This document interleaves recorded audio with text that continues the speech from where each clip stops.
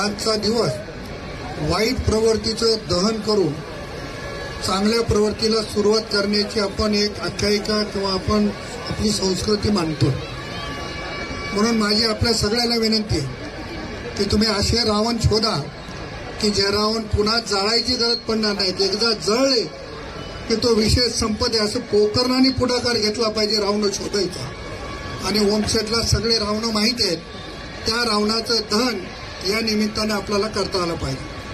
हेमंत पाटलांनी सूचना केली की दसऱ्या आपल्या हिंगोलीच्या धर्तीवर याही ठिकाणी उत्सव कार्यक्रम झाले पाहिजे।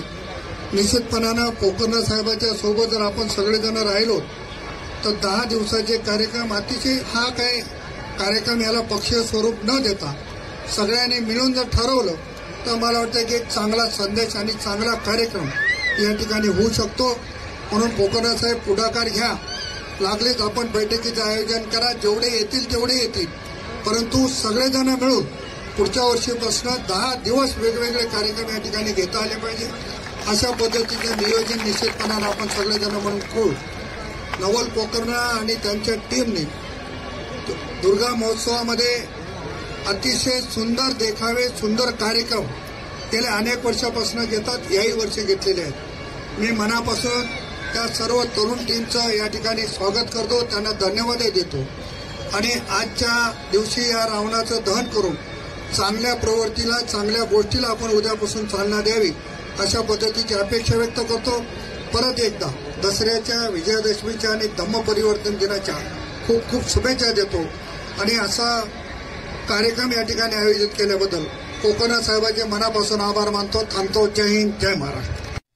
आजचा कार्यक्रम हा धार्मिक कार्यक्रम होता आणि आपण बघताय की नांदेड जिल्ह्यामध्ये बऱ्याच मोठ्या प्रमाणामध्ये वाईट प्रवृत्ती फोफावलेल्या आहेत।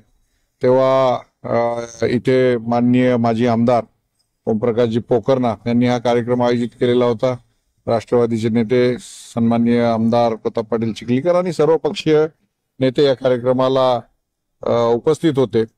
नांदेड शहरामध्ये ज्या ज्या वाईट प्रवृत्ती गेल्या 70-75 वर्षामध्ये फोफावल्या आहेत आणि त्याला जबाबदार असलेले लोक, त्यांना पाठबळ देणारे लोक, त्यांचा नाश करण्यासाठी तर म्हणजे सर्वांनी एकत्र येण्याची गरज या निमित्तानं अधोरेखित झालेली आहे।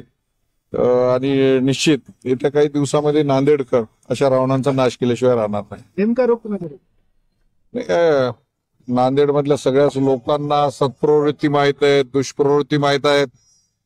लोक त्रस्त आहेत, लोकांना रस्त्यानं वाहनं नेता येत नाहीत। सार्वजनिक वापराच्या सर्व जागा नांदेड शहरातल्या विकून टाकलेल्या आहेत खासगी बिल्डरांना। कला मंदिर सारखं एक मोठं आमचं सर्वसामान्यांसाठी, कलाकारांसाठी, त्यांना रिहर्सल करण्यासाठी, त्यांच्या कलेचं प्रदर्शन करण्यासाठी नाटकं असतील, मोठमोठ्या संगीत रचना याच्यासाठी असलेलं ते सुद्धा बिल्डरांच्या घशात घातलेलं आहे।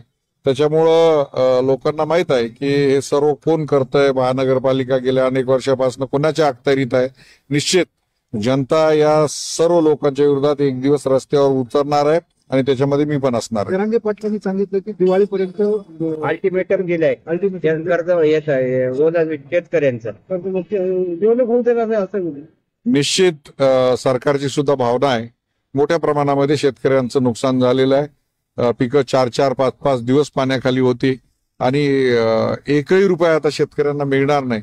अशा परिस्थितीमध्ये ज्या वेळेस माननीय एकनाथ शिंदे साहेबांनी NDRFच्या दुप्पट पैसे देण्याचा निर्णय घेतला होता, ही मागणी माननीय मुख्यमंत्र्यांकडे सुद्धा मी केलेली आहे। आणि निश्चित एक संवेदनशील मुख्यमंत्री आहेत, ते निश्चित याच्या संदर्भामध्ये येत्या काही दिवसात निर्णय घेतील आणि सर्व शेतकऱ्यांना मदत करतील।